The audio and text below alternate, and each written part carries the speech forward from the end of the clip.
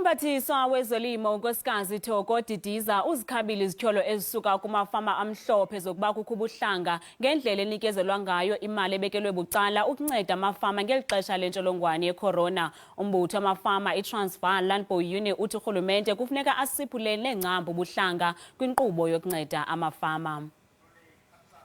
Umongameli wombutho wamafama iTransvaal Landbou Union SA uLumentjis uthi abaxolanga kwaphela inkqubo yokuncedwa kwamafama ngeli xesha lokumiswa ngxi kwentshukumo ngenxa yentsholongwane ye-corona.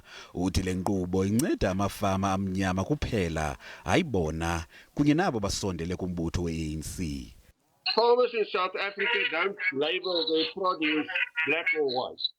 You know, we produce for the whole of South Africa and we should be treated as such. So if there's any funds, everybody should be able to apply and everybody should be able to stand in the row to get help. Especially this time, a big part of South Africa that's been declared a disaster area and where we need to keep the farmers on the land to be able to produce for the future. So it shouldn't be a race thing, but in everything government do or the ANC does, there's always a race issue.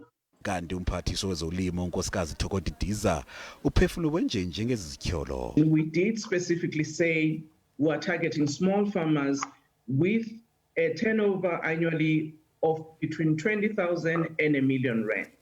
There was no race attached to it. Kwaye uthi le ngxowa-mali inceda amafama atsala nzima hayi amafama asondele kwi-ANC.